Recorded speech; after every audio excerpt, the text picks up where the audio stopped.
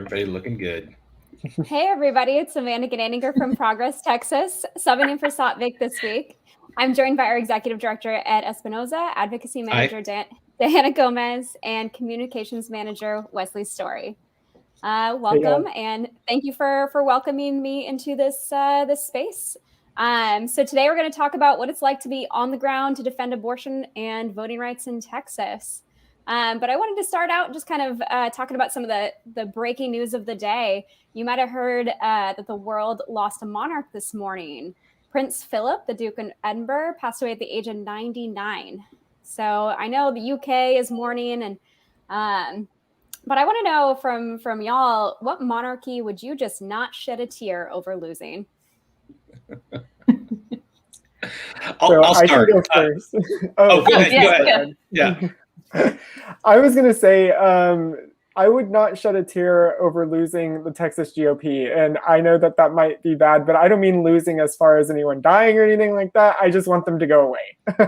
Because at the end of the day, the Texas GOP, they constantly use religion to try to influence our laws. And we've seen that a lot this week. I know that Diana and I are going to talk about that in a little while. So I would say that they are equivalent to a monarchy in that way. Similar to that, mine is maybe a little abstract, but the monarchy of college basketball championships being owned in the state of North Carolina. Growing up, you constantly saw like Duke, North Carolina, and then here Baylor wins its the second national championship for Texas, the first for Baylor. It was good to see the monarchy of college basketball being removed from North Carolina, at least for a little while. That's such a specific one, Ed. Yes. I have one that I'm very terrified about. This might be the very first time I get hate mail, and that's cool. I'm prepared. I should take, hot takes every now and then. So I'm going to throw out Chick-fil-A. Again, controversial, I know. I love chicken. It's nothing against chicken, potatoes. They're my two main food groups that I love and adore and could not do without. But there are so many other places to get chicken and potatoes. And you can make it yourself too, but a lot of other fast food options. But just the fact that they've invested so much money in anti-LGBTQIA hate groups, both domestically and abroad, really bothers me. It makes the chicken taste a little less crispy and delicious, if you know what I mean, and has pushed me to other places. But so Chick-fil-A, or if they could, change their ways, that would be great too. If that could die, the hate would be cool, would be delicious. King of chicken. Well, Chicken King. Speaking of the big mega companies and how they impact people like Diana. It's been interesting to see in the last couple of weeks all of the corporations that have come out against some of the voting rights bills in Texas. Ed, what does it mean for Texas for all of these different companies to say, no, we're not going to stand for it? So good question, and a big topic over the past 2 weeks. Progress Texas took part in a full-page ad that was in the Houston Chronicle and the Dallas Morning News urging companies to take a public position against voter suppression. And what it means is that this is an issue that's gone just beyond politics. This is so much bigger than that now. It's actually getting to be an issue that is bad for business. Voter suppression is bad for business. And it's not the first time we've seen this. You saw it 4 years ago when the legislature was taking up bathroom bill legislation, and companies came out against that as well. And eventually that legislation died in the special session of the legislature that year. We're hoping for something similar this time around. You're seeing it in Texas. You're seeing it in Georgia. And some of these companies, American Airlines, Southwest Airlines, Dell, Microsoft, these are the big names that everybody is familiar with. And for them to come out and take a position, it's normally a pretty big risk for a company to do that. But what you're seeing is there's more risk. They think there's more risk in not saying something.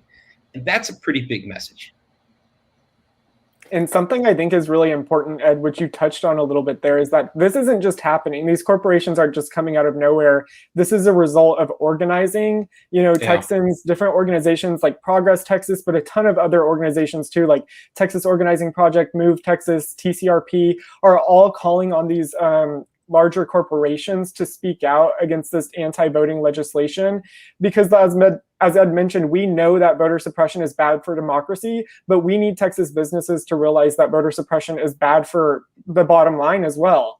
At the end of the day, our economy will suffer because of voter suppression. And there was actually recently a report that was commissioned by the Texas Civil Rights Project. And that report says that Texas stands to lose potentially tens of billions of dollars if these laws or if these bills are made into law, and then also potentially thousands of jobs could be lost in our state as well. And so I think that's something that's a lot of people don't realize. I mean, we know the negative consequences as far as keeping people from the ballot box and not having access to democracy, and that's hugely important. But we know that Republicans like to talk about being the party of fiscal responsibility. These laws are not fiscally responsible. 100%. And I think, folks have already seen the repercussions of the voter suppression laws that have come out of Georgia. So many organizations and businesses have decided, that they don't want to do business in Georgia anymore. And so for all these organizations to come together to push for these businesses to speak out against these voter suppression laws is honestly, it helps the businesses. It's really great for the businesses to show that they are on the right side of history, because they've seen what's happened in Georgia. They know that that could happen and will happen in Texas if these bills are passed. So it's very smart of them to be coming out against these laws. And I know there are a lot of folks in the GOP that say that, they need to stay out of politics. But no. This is, like y'all said, the bottom line. They want to protect their pocketbooks. They know these laws are so stupid and racist. They want nothing to do with it. They don't want to lose their money. They're smart. I think the folks need to wise up and decide that they need to vote against these bills. A good example, I mentioned earlier that this happened 4 years ago where companies came out against the bathroom bill. I was talking about college basketball at the beginning of this. I actually didn't know that there was going to be a tie-in to basketball monarchies in this, but the NCAA pulled championship games out of North Carolina 4 years ago when that state passed a bathroom bill. And a championship game, a Final Four event in somebody's city, can be up to $300 million. They pulled 7 championship games out of North Carolina because of that. So there you're looking at hundreds of millions of dollars because of a bad policy. And they've done it. They did it there, and they could do it again. Next time it could be Texas. So there's some real consequences here. I want to point out the hypocrisy in something that Diana mentioned too, because for Republicans, it's always corporations are people. They should be able to contribute to our political campaigns. They can give millions, billions of dollars to get me elected to office. But all of a sudden, whenever they actually use their voice and take a stance against something terrible that's happening, they should stay out of politics. It's just ridiculous, the amount of the mental gymnastics that they're doing to try to justify trying to keep organizations from speaking out against these bills. It's almost as if they're canceling their political involvement. I don't know. The GOP is the party of cancel culture. Yeah.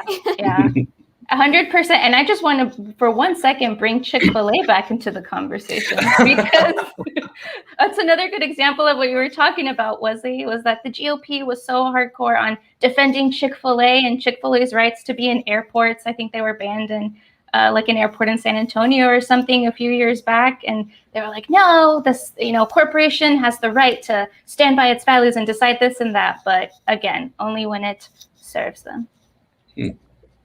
So what kind of bills do you think corporations need to be paying attention to that they haven't paid attention to yet in terms of our voting rights attacks? Wesley?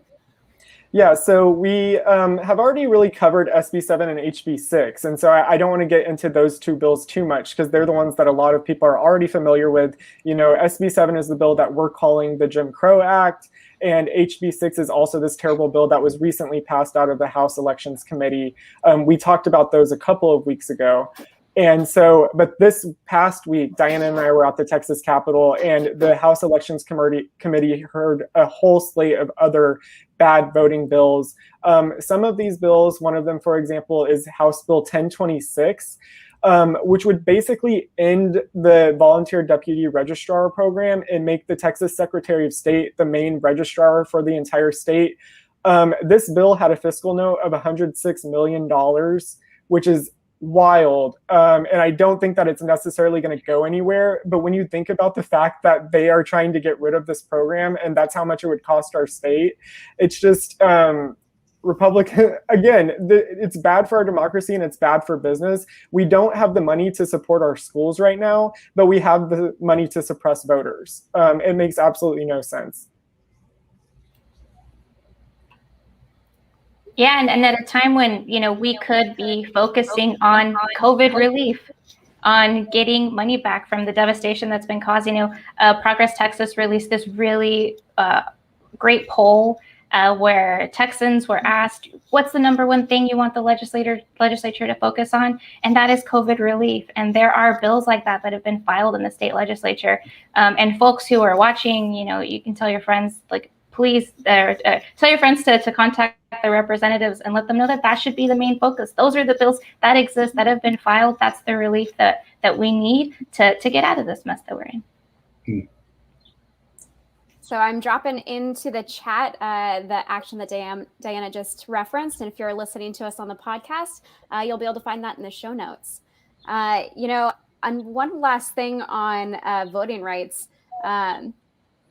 I saw earlier this week as well that Diddy came out with a letter to corporate America, you know, pretty much telling corporate America to put your money where your mouth is. If corporations are going to support Black-owned businesses for social media bumps to their own social accounts, then you need to pay them. You need to put your money where your mouth is. What would you have to say to the GOP, the Texas GOP, or companies that have yet to come out against these voting bills? What would your letter to corporate America or to the GOP say? Diana, do you want to start? Yeah, I think to corporate America, you know, to join in on all of these other organizations that are standing against these Jim Crow laws, because, you know, a lot of corporations after last summer released a lot of campaigns talking about how not only do Black Lives Matter, which is 100% true, but that Black Lives Matter, especially in their company. And it's really important to know that Black votes matter as well. And so if they really believe in that, they need to stand up against these Jim Crow laws. It's funny you should ask this, Amanda, because this past weekend I actually was writing letters, technically emails, not letters, to some corporations who I was calling on to speak out against these bills. Specifically, I emailed SpaceX because they're a new company here in Texas, and Elon Musk has a big he has a whole lot of publicity and lots of folks know who he is. So I emailed him, I emailed HEB, and I also reached out to Whataburger. Those are all organizations that I've been hoping would come out against these bills. And what I said was basically, you know, the communities, especially SpaceX, where they're based, those are the communities that are going to be most impacted by this legislation. You're taking advantage of being in a state and being in an area, Elon Musk specifically, where it's cheap and you don't have to pay a whole lot. You're trying to convince people to move out there to work for your company. So you should be standing up for these values so that you can protect the people that are moving to Texas and the people already living in the area where you're doing business. By the way, I'll point out that Wesley emailing those companies, that was not part of his job. He wasn't paid to do that. This is just like a regular Saturday night for Wesley. He's like, oh, I think I'm going to send a letter to SpaceX and to some other folks. It's very admirable. Yeah. I admire my activist heart. He's very armed. Yeah. Was the subject line like blast these bills into outer space or something? It wasn't, but I actually tweeted at them too from the Progress account. So I think the subject line said something around like, reply to our tweet. Wow. I think going back to the question, Amanda, about Diddy, it's important to get companies involved, because when companies don't take a position, they're basically just kind of giving leverage to people who are pushing these things. I think the line that he uses, when you're not taking a side, you're basically giving leverage to the oppressor. And look, people want to buy from brands that they feel connected to, that they're associated with. And Black votes matter, brown votes matter, young votes matter, student votes. There's the list goes on, right? This is not one segment. This is everybody. And companies should take a position on this stuff. And this type of stuff works. One of the things I've been talking about recently is that you can't go to a pride parade without seeing like a Southwest Airlines or a Bank of America float or something in their parade. And that was the success of decades of organizing and getting businesses involved. And we're seeing the same thing here with voting rights. Like, this is 2021 and we're still fighting about voting rights. It's really crazy, right? You always think about voting rights as something from like the 60s, but here we are fighting these battles again. But to get companies involved is going to be really helpful, not only because of the economic impact and it shows some sort of consequence, but let's face it, a lot of these Republicans listen to companies more than they listen to people. So we could use their help. Absolutely.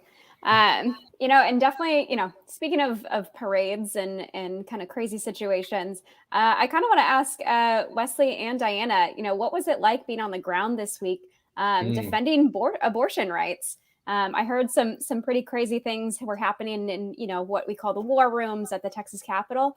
Diana, do you want to start us off kind of telling us about some of the things you saw? Yeah, definitely. So we were at the Capitol this week, but specifically this day was on Wednesday, where Wesley and I got there pretty early, around 8:39, and signed up to register in opposition to a whole slate of anti-abortion bills. So many, and I signed up to testify against one of them. My first time testifying. And then anyways, 12 hours later, I finally got to testify. So it was very much a wild ride, because a lot of times you don't know when the bills are going to be called and what order folks are going to be called up to testify. It was really great to be there along with our other partners in the Trust, Respect, Access Coalition, Planned Parenthood Texas Votes, and Avow and Lilith Fund, Jane's Due Process, a whole bunch of others that I haven't even mentioned. So that was a really beautiful experience, to be in camaraderie with everyone supporting each other, because holy moly, were a bunch of weird things said by the antis. When you register to testify, you put on there who you're going to represent, and it's usually like yourself or a group you're with. And a lot of them said, "I'm here to represent Jesus Christ." And I was like, oh, okay. A lot of them had their kids testify who were like 6, 7 years old and weren't wearing masks. It was a lot. It was very intense. What was it like for you, Wesley? Yeah, so I think it's really funny you should mention that, Diana, because yesterday we were at the Capitol again, so on Thursday this week, to register against a bunch of bad voting rights bills. And I was telling all the voting rights organizers that these House Elections Committee hearings have nothing on the anti-abortion hearings that we were going through. Like, we thought those were bad, like all the conspiracy theorists that show up at the Capitol to speak about the election laws. But y'all, those people that show up for the abortion hearings are so much worse. One thing I'll say is it's really easy to feel defeated doing this work. We have a lot of stuff coming at us from all different directions. Diana mentioned she had to wait for 12 hours before she could testify. That's a strategy on the Texas Republicans' part. They're pushing through lots of bills, having hearings for 12, 16 bills in one day. That's not how it should be happening. These bills need more attention. They should be given the time necessary to actually think through them and hear from constituents and make changes to them as needed. That's not what's happening here. And the reason that they're doing it that way is they know that they can have a days-long hearing and really just wear out the organizers who are showing up to testify against these bills. But like I said, it's easy to feel defeated, but the strength and the resilience from all of the people who have been showing up at the Capitol, organizing, and really just working 24/7 to protect our rights has been inspiring. And we mentioned this, but there are so many folks who are being brought into the fold now. So it's not just organizers, it's activists, lawyers, business leaders, politicians. The list is growing more and more. And I think that our lawmakers are seeing that. And it's making them make changes to the bills. You know, the other, yesterday, I believe, SB 11 is like this, it was this terrible bill that was going to reduce the number of appellate courts in Texas from 14 to 7. And the reason for that was to basically, it was gerrymandering the courts. And that was just to give Republicans more power over the courts. Well, the senator who authored that bill went ahead and pulled it because she was like, this bill's not going anywhere this session. And that just goes to show, like, this is working. What we're doing is working, and we need to keep doing it. Yeah. So Ed, what are some things that we're doing that in abortion rights arena that puts this pressure on? So in Texas, it is like, okay, you remember in 2013, we had like this huge session on abortion rights. It was the session of the Wendy Davis filibuster. And I remember listening to a Texas Tribune podcast afterwards. And one of the people on the podcast said, will abortion, is this it? Is it over? Will it be a big issue in 2015? And one of the reporters says, no, this is Texas. The abortion will always be an issue, will always come up. And that's what you're seeing here in 2020. What year is it? 2021. Is it 2023 yet? That's what you're seeing here in 2021. Is it's basically coming back. And one of the bills that came up 2 years ago and is back again is the 6-week abortion ban, right? And like they call it, I'm going to give them a free plug on their messaging. They call it the heartbeat bill, fetal heartbeat. As soon as you detect a heartbeat, it's got to stay or they have to carry to term. The problem with this is it is genuinely a 6-week abortion ban. That is that's what we're calling it. That's what it really is. And the reason is because a lot of people don't even know they're pregnant after 6 weeks, right? It doesn't make any sense. So this is one of the bills that they're pushing. There's so many other, I think there were like 7 that we are following here at Progress Texas. There are probably many more that thankfully don't have the ability to move that far, but there's 7 that we're tracking. Maybe we can grab that link and put that in the show notes as well. And, it's just always something with these guys. But here's the good news. The resilience of the movement and of the activists and everybody that Wesley and Diana mentioned showing up, I think is really important because that organizing works. It works to slow down the bills, to water down the bills, and ultimately to stop the bills. And of course, it's Texas. It's hard to do all of it, but it's worth it. It pays off. Defending your rights takes some work, and thankfully, most years we're able to get most of it done. Yeah, 100%.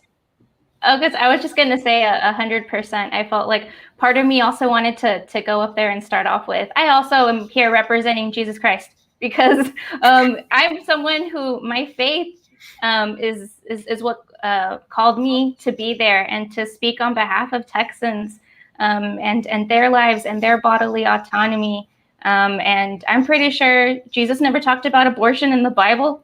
I'm not the best Catholic in having read everything in there, but pretty sure that's accurate. And I think it was a lot of the faith, a lot of faith leaders too that were there to talk about bodily autonomy and to talk about the different people from different faiths and different backgrounds who have had abortions. And what I loved that everybody kept repeating in the Trust, Respect, Access Coalition, all the people defending Texans' rights and freedoms to decide what to do with their body, is that everyone said, even y'all in this committee, every single one of you know and love somebody who's had an abortion. So just remember that.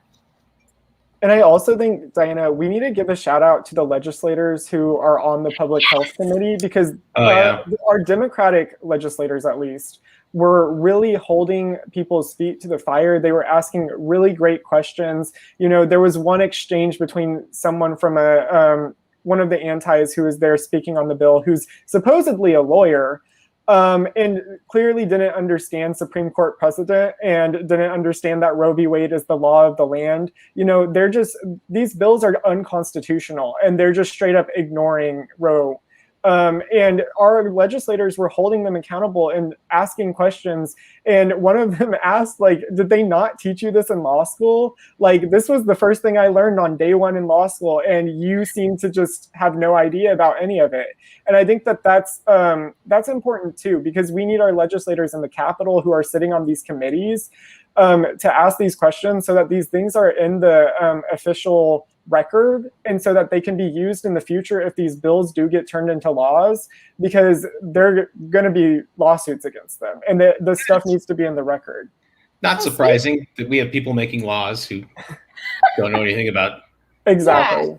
Yeah. I got a question for Wesley and Diana.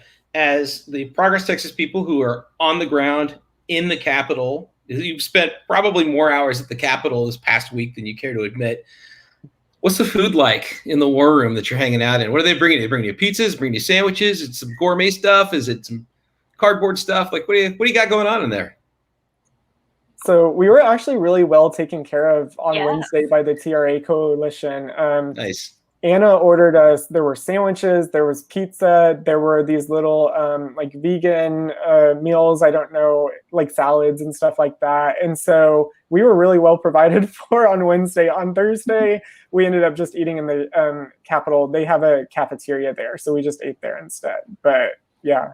Yeah, day one, there was when we were able to go outside and have pizza with arugula on it. That was so fancy and very much self-care in the midst of all the hot mess that was going on inside. But I was in the waiting room, in the overflow room for a very long time without food, and I was getting super hungry. And a very nice woman next to me sneaked me some mini Oreos. And we're not supposed to have food inside of this particular building, in the Reagan building. And so I was just like sneakily shove an Oreo into my mask and chew on them. Hide them in your cheeks under your mask. Yeah. And nobody could see the mess because it was under my mask. So I'm always wondering why there hasn't been like a food dispensing mask yet. Right? Just like right in there, I could just nuzzle in and get some snacks. Yeah. Have you ever tried to chew with a mask on? Like it slowly pulls the mask off. Yes. Yes, I have. Real quickly before we jump from the subject, who are all the partners? Like you mentioned Texas Civil Rights Project earlier today. You mentioned TRA, which is the Trust, Respect, Access Coalition, but like some of the other partners in the room, for those who maybe don't know as much about what it's like to be in the trenches, like who are these rooms with you? Amanda, I know that you know some of these people too, but like just collectively, I'm curious if you all could share some of the people that you're working with on some of these different, both voting rights and abortion rights right now. So I feel like I took over Amanda's I took over Amanda's job here for a second. Sorry about that. I can talk a little bit about some of the voting rights folks. So Move Texas, again, has a lot of different people that come out to testify on these bills. Texas Civil Rights Project. Jolt Texas was actually at the Capitol yesterday, and they did this really awesome action. They dropped roses in the rotunda to represent all of the young Latino voters who come of age every year in Texas, and who these bills would potentially limit their ability to access the ballot box. So that was an awesome visual. Other organizations that I might be forgetting, let me know, Diana. I mean, there are a ton. Common Cause Texas, which is where Amanda is formerly from. But there are a lot of folks. Texas Rising always sends out tons of people to testify on these bills too. So we have to give them props, both in the abortion space and the voting rights space. So. Mm-hmm. Yeah, and some of the other folks that I'm just remembering that I forgot to mention that they were in the room with us were folks also from Texas Rising. One of our very own interns, Victoria, was there and was able to testify as well. So it was really cool to see, a friendly, work face there, also standing up for folks' rights. Deeds Not Words, we're really close to them. They had folks there testifying. Again, Jane's Due Process, Avow, Lilith Fund. A lot of the abortion funds work was there and was represented, and it was really important because some of these bills, obviously attack a lot of the work that we're doing, but specifically, we had a bill that was attacking folks by saying that if you either lived in Texas or outside of Texas and you found out about someone who had an abortion, you can sue them. So that would directly, attack Lilith Fund and the work that they do. And it's just really ridiculous. Like the most ridiculous provisions you could think of, were out there.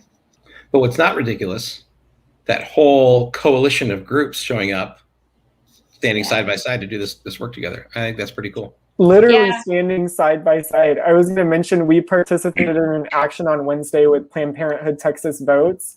And they gave each of us a letter to spell out abortion as healthcare, and we were wearing medical garb as well. And we did a whole bunch of chants together, and it was a lot of fun and just a great bonding experience. It's been like a year since COVID happened, and we really haven't seen any of these folks in person for the longest time. So it was great to actually get to know them a little bit more and see them face to face. But yeah, you're right. I'm literally standing side to side trying to defeat these bills.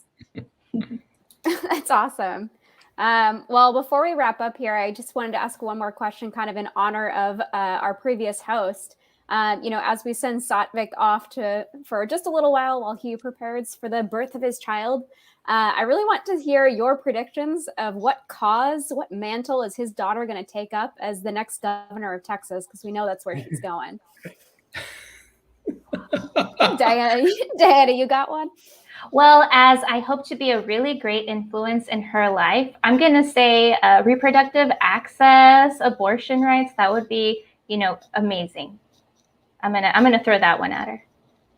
Wesley, what about you? So just going with our conversation here, I'm going to say voting rights, because it's one of my issues that I'm most passionate about as well. And I think voting rights is really where everything starts, because if people aren't able to get to the ballot box, then nothing can change, because all of this is just going to continue. So that's what I'm going to say. Man, y'all are predictable. Ed, give a curveball here. I'm going to say animal rights, because Satvik is like a big, lovable puppy anyway. He's got a lot of enthusiasm, and I think it's going to run in the family. I think she's gonna have a lot of love to go around, and animal rights can be right there with her in her line. So that's my guess. Well, I guess we'll have to follow up in 20 years to see who was right. Yeah. Yes. Follow along with her journey. Well, thanks again, Ed, Diana, Wesley, for your expertise this week and welcoming me into this space. It was an easy breezy, beautiful conversation, I think. Yeah. And everyone who's watching and everyone who's listening, thanks so much for joining us. You can head over to progresstexas.org to follow us on social and subscribe to our email list. If you're listening, subscribe to us on any of your favorite podcast apps, and have a great day. Thanks, everybody. Bye, y'all.